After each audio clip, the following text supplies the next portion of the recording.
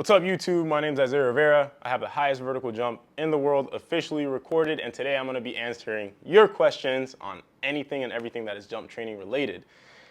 The first question is, how high can I jump? And that is 50.5 inches. I have touched 12 feet and 3.5 inches in the air. My standing reach is 8 feet and 1 inch, and that's where that number comes from. Now, leading into the second question, how would my training differ if I was trying to go to the D1 or to the NBA? So if I was a basketball player, right, my training would be a lot different. At that point, and I know this is probably gonna make a lot of you guys' view on jump training and all that change, but jumping high is not that important for basketball. It's not gonna make or break your basketball career. What is gonna move the needle the most if you're a basketball player is your skill work. How skilled are you? Are you able to keep up with your competition, like in terms of playing defense and that type of thing, not get pushed around? So I would say that's where the S&C comes in for that. And then staying healthy. Can you make it through an entire season? So if it was me and all of a sudden somebody told me, hey, you're gonna go play D1 starting next October, I would first of all start playing every single day, and my training would change to maintain my health. So I would probably start doing 2 or 3 slow strength training sessions a week. Be very careful about managing my training loads. I would probably ramp up how much basketball I'm playing, so I wouldn't just start playing every single day. I would, increase the playing volume by like 10% each day. And then do a lot of skill work, because that's what I'm lacking in. I could probably stop training my vertical and just lift to maintain and still be able to dunk in game and that type of thing, and still maintain a good semblance of athleticism. I would start playing a lot of full court basketball. That way I can get conditioning in. I'm not a big fan of doing conditioning drills and running drills and that type of thing. You should play yourself into shape, because it's specific, right? So that's how my training would change if I was doing that. I would not be worried about increasing my vertical at that point. I would probably get a lot stronger in terms of my upper body strength as well. And that's pretty much it. I would just become a basketball player at that point. Follow-up question, how would you balance skill and weight room volumes? If an athlete is healthy, I like keeping the high intensity days high. So ideally, you're able to do your basketball workout and your high intensity weight room workouts at the same time. On the days where you're supposed to be recovering, I would probably do spot up shooting, stationary ball handling, stuff that isn't gonna be super taxing on my tendons. But the most important thing as far as that is just listening to your body. Like making sure if you're starting to get unhealthy, you gotta back off of what's flaring you up, and do more rehab work. So the goals change quite a bit in terms of that. Top 3 changes you want to see in dunking and why. So I'm assuming this question is in terms of dunking as a sport. One, I wish every single dunk contest, I wish every single dunker would have some sort of coalition, and every deal has to go through like basically one person. So essentially what I'm asking for is like a league, some kind of organized league of dunkers. And then anytime there's an event, it goes through the league and they make sure that nobody gets paid below the minimum amount. Because what's happening now is the top dunkers, right, have an insanely high appearance fees. And then they don't get booked, because there's dunkers that are still really freaking good that might not be as popular that are asking for, $200. They'll do a dunk show for $200. And what that does is it decreases the price, right? So it's supply and demand. There's a demand for dunkers, and there is an extremely high supply, because there's a lot of good dunkers that don't accept a lot of money, so that's gonna drive the price lower. So what you need to do is, the demand is still there, right?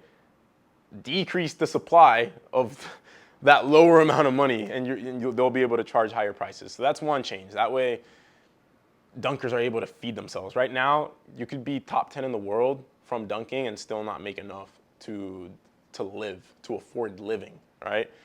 So I think just doing that would allow dunkers to earn a living, and if you are able to make a living as a dunker, the sport itself is going to grow, because now you are incentivized to become better at dunking. Right now, there is no incentive really to become better at dunking.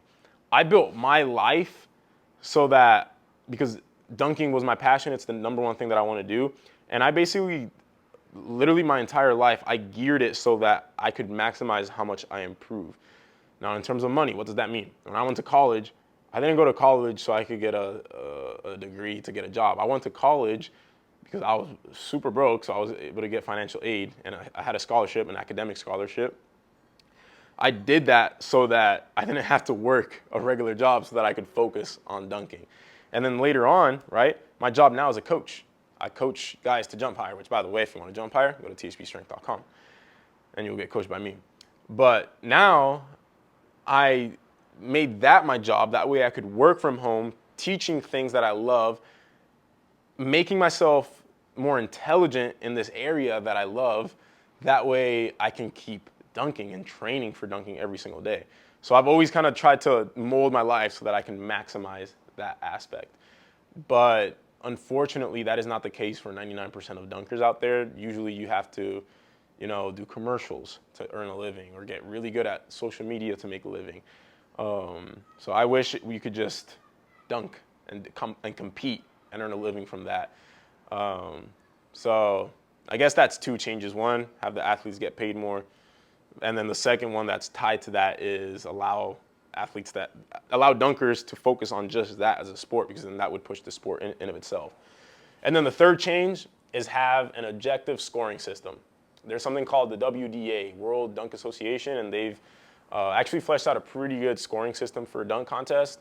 And I wish every single dunk event used it, including the NBA dunk contest. And I think that would take dunking very, very far. What are your thoughts about PAP 6 hours before a dunk session or contest? So I believe this stands for post-activation potentiation. It's basically when you lift a heavy weight, I believe, and then you do a plyometric directly after that, and you will see an increase in performance. I don't think the research is super, super strong for it. It's not something that I would generally advise.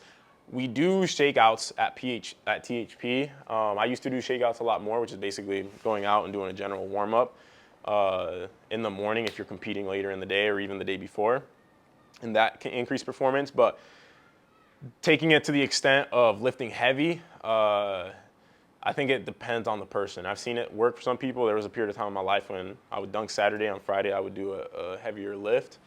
But at the end of the day, I was able to handle that because it was a decrease in overall volume from what I was doing the previous, 3 weeks.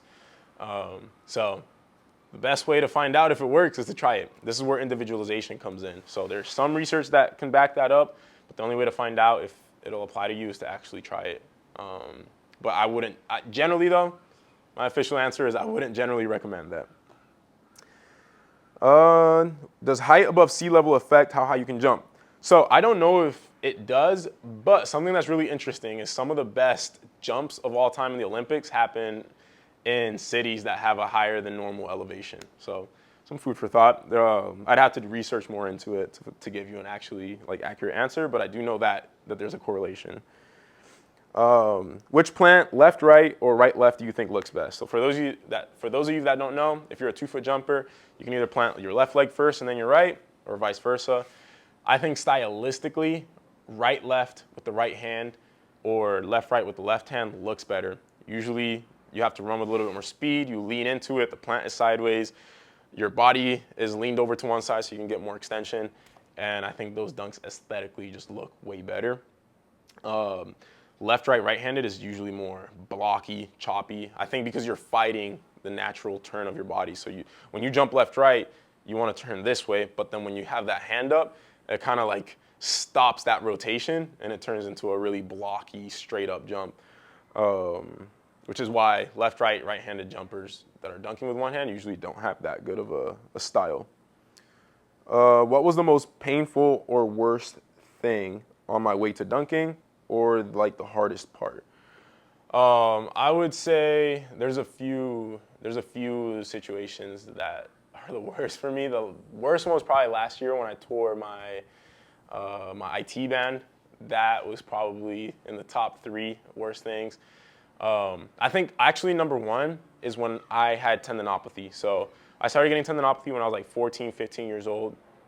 And then it just ebbed and flowed. It would get better, and then it would get really bad, and then I would take time off. And it stayed like that until I was like 19.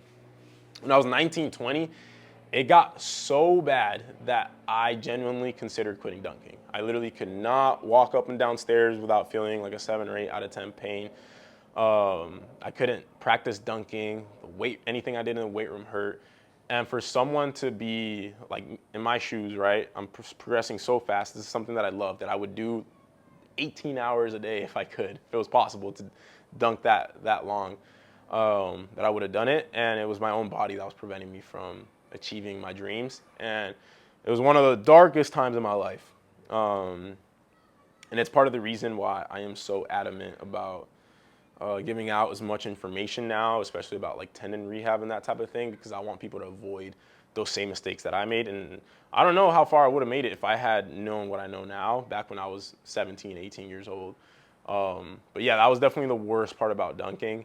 But hey, now I know how to fix it, which by the way, if you want my help to fix it, there's a guarantee that we just started doing because I guarantee it's going to happen. And it's if you have tendinopathy, so that's your patellar tendon, it attaches at the tibial tuberosity at the patella. If you have pain that gets worse with compression, right? So as you bend your leg, with velocity and with load, and you can point at the exact spot it's hurting, it's most likely tendinopathy.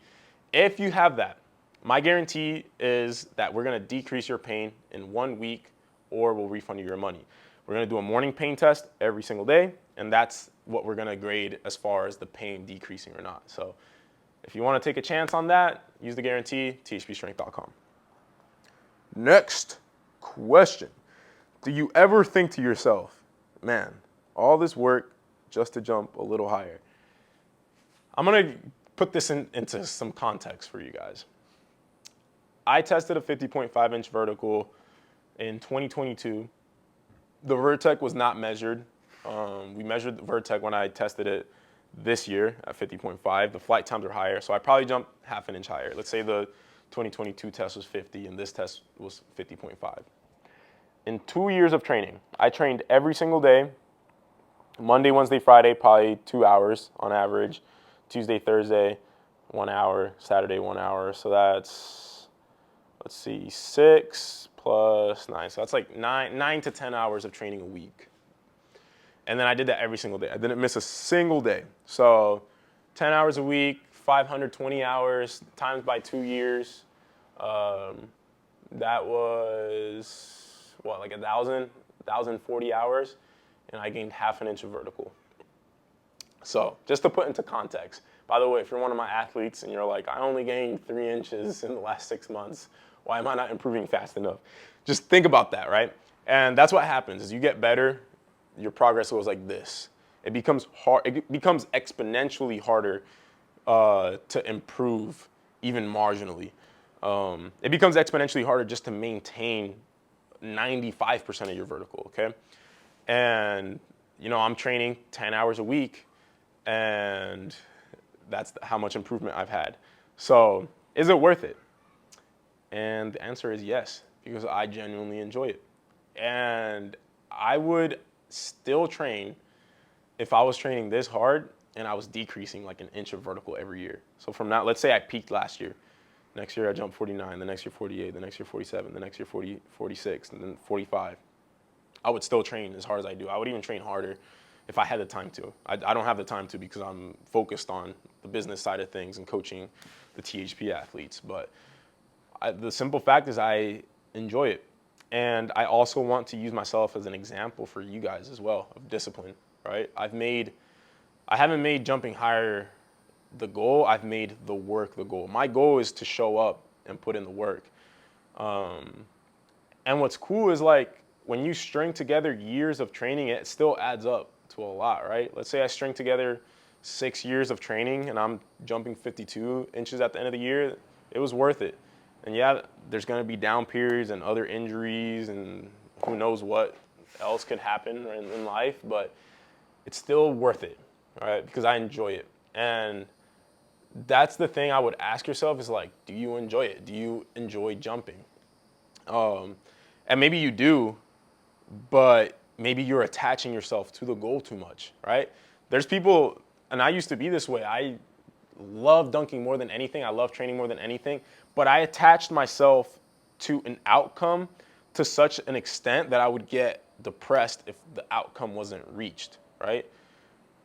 But at the end of the day, if you live life like that, you're always going to be upset because there's never a moment where it's enough, right? There's always a next goal, a next thing to reach. The goalpost moves. However, if you make the work the goal, you can still achieve great things and progress as a human, right? And in terms of your vertical jump, you can keep progressing your vertical jump, but you're gonna enjoy it a lot more. Your mental health is gonna be a lot better if you make that the goal, that process. And if you learn how to enjoy that process, life is good, man. Like I'm genuinely happy with my life, and it's because I love coming in here and doing these videos and helping you guys out. I love just before this I was working out. I was doing slow squats, right? A feel good lift for my knees, and I enjoyed it. I genuinely enjoyed the work and sweating and working hard. I actually have this tattoo right here. It stands for movement, right? It's an Aztec symbol. I'm not Mexican, by the way. Would have made more sense if I was Mexican to get this tattoo, but it wasn't because of that. It's because of what it stands for, right? It stands for movement, and it's because it's a reminder that you're a human. You're supposed to move, and I think it's directly tied to your well-being, to your mental health and your physical well-being, obviously, if you're constantly moving. So I've just chosen this path of jump training as the way I'm going to be moving throughout life. But yeah, hopefully that gave you a little bit of insight on why I do what I do. Can I lift with headphones on? So fun fact, I actually do not train with while listening to music. I see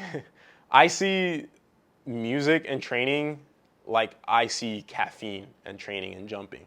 It's a booster, right? And it's something that you can actually become accustomed to. Is if you listen to music, eventually you get used to the music, and then if one day you don't have the music, and it can hurt your lifts. So I kind of use training as a meditation. So I try to just be completely present in the lift, right? In 2022, when I was in 29 Palms training completely by myself for an entire year, no training partners or anything, I had a motto every lift. I would say this rep, right? On squats, say I had a set of 14, I would literally squat down, and in my head be this rep, this rep, this rep, just to train myself to be present with what I'm doing in the moment. And then music, I'll use it if I have to max out or something like that. I mean, even this year though, I don't think I've even used music when maxing, but I use it, when I need a little pick me up. Days of when I'm really fatigued, low motivation, and that type of thing. All right. What is the best form to jump higher off 2 feet? Oh, I don't understand that question. Oh, what is better, 1 foot or 2 foot? 2 foot has higher, or it's got longer ground contact times, which means performance is going to be more correlated to max strength levels. Max strength levels, and then 1 foot jumping is lower ground contact times. So you're going to have to do things like plyometrics, higher RFD activities, and that type of thing. That's going to transfer more to 1 foot jumping. Max strength is relatively way easier to improve than things with short ground contact times. So unless you're genetically predisposed to be able to jump off 1 foot, you're probably going to have a higher ceiling off 2 feet. And then the other thing is that for 2 foot jumps, it's less forces on 2 legs. 1 foot is way higher peak forces on 1 leg. So it's a lot easier to run into injuries with 1 foot. But having said that, do whatever comes naturally to you, whatever you feel healthy with, and whatever you have the most fun with. That third point is arguably the most important one, because why do something if you don't enjoy it? All right. Do victory insoles really work? So I'm gonna use this moment to rant about this. Victory insoles, I'm gonna look up how much they are. By the way, if you don't know what victory insoles, they are a carbon fiber insole and they make the claim that you can jump higher using them. I think they've done before and after studies on a group of basketball players, I want to say. So Victory Insoles right here, I see a pair for 150. It looks like. So something that angers me is that, for one, I personally don't think that they work. I actually have a pair in here, and I tried them, and I didn't feel a difference.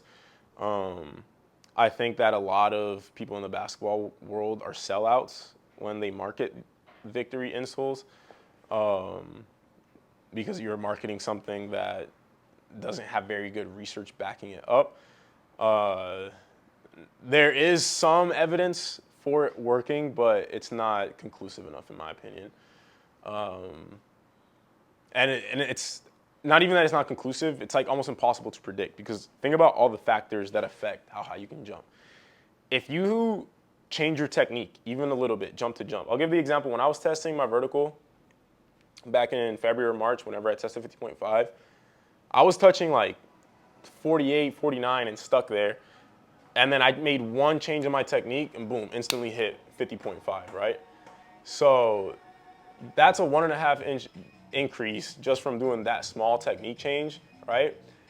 A Victory insole, if you, let's say you put them on and then you jump higher directly after that, how can you attribute the change being from the Victory insole or from you making a technique change, right? You don't know. Also, fatigue plays a role. What if you're fatigued or warmed up? What if you're more warmed up?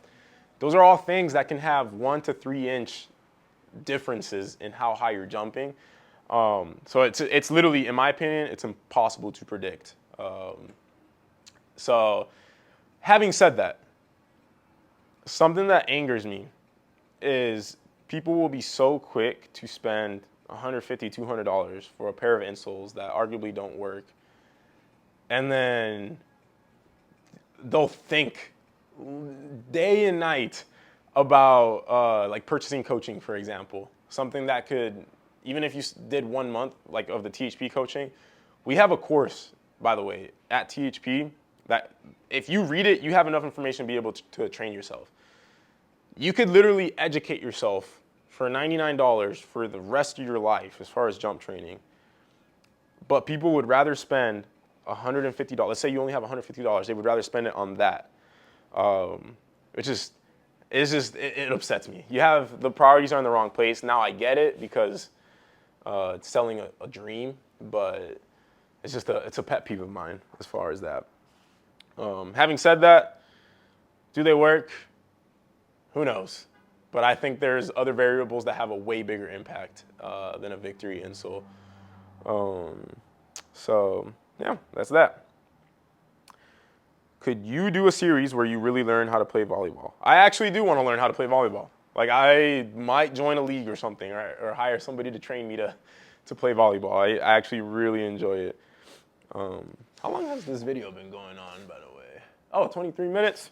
I think that's a good spot to end it. I'm going to do a part 2 on this, everybody. Make sure to like the video, leave any comments. Let me know if you guys want me to do more of these. I find them really fun and they're easy to make compared to the other ones. But hope you enjoyed that. And if you want to go to THPstrength.com and get coaching, use the code THP. Get 10% off your first month. Peace out.